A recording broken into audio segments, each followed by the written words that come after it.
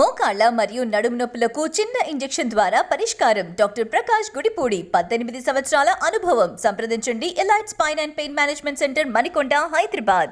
ఆధ్యాత్మిక నగరి తిరుపతిలో విచ్చలవిడిగా దొంగ ఓట్ల బాగోతం వెలుగు చూస్తోంది. తిరుపతిలో దాదాపు 15,000కు పైగా నకిలీ ఓట్లు ఉన్నట్లుగా తెలుస్తోంది. ఓటర్ల జాబితా తవ్వే కొద్దీ బయటకొస్తున్న దొంగ ఓట్ల తంతు విస్తు పుట్టిస్తోంది.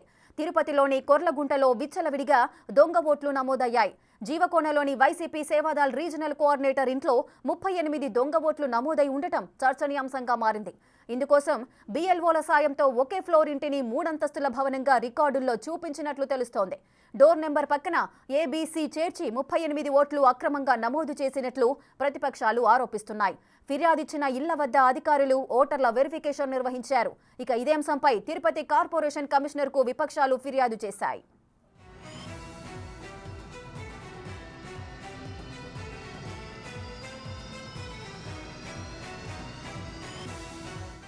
రైటిక తిరుపతిలో దాదాపు 15,000కు పైగా నకిలీ ఓట్లు ఉన్నట్లుగా తెలుస్తోంది. మరింత సమాచారం మా ప్రతినిధి దామోదర్ అందిస్తారు. దామోదర్, రేఖ, ఉమ్మడి చిత్తూరు జిల్లా వ్యాప్తంగా పెద్ద ఎత్తున నకిలీ ఓట్లు నమోదయ్యాయని ఇప్పటికే టీడీపీతో పాటు జనసేన, ఇతర వామపక్షాలు పోలీసు ఎన్నికల కమిషన్ కలిసి ఫిర్యాదు చేయడంతో పాటు క్షేత్రస్థాయిలో విచారణ కూడా చేస్తున్న నేపథ్యం. ఈ రోజు తిరుపతి మున్సిపల్ నగరపాలక సంస్థ కార్యాలయంలో ఆధారాలతో సహా ప్రతిపక్ష నాయకులు నూతన కమిషన్ కలిసి ఆధారాలు సమర్పించారు. ముఖ్యంగా జీవకోన ప్రాంతంలో వైసీపీ నాయకుడికి సంబంధించిన ఒకే అంతస్తు ఉన్న ఇంటిని 3 అంతస్తుల ఇంటిగా చూపించి 33 ఓట్లు నమోదు చేశారు. అదేవిధంగా ఏదైతే కుర్లగుంటలో పలు చోట్ల ఇదే విధమైన ఫేక్ అడ్రస్ క్రియేట్ చేసి అక్కడ ప్రతి ఇంటికి ఏబిసిడి అనే డోర్ నెంబర్స్ అటాచ్ చేసి ఈ విధంగా నకిలీ ఓట్లను నమోదు చేశారంటూ కూడా ఆధారాలతో సహా చూపించారు. ఈ విషయంలో బిఎల్ఓలు వద్ద తాము ఫిర్యాదు చేస్తే బిఎల్ఓలు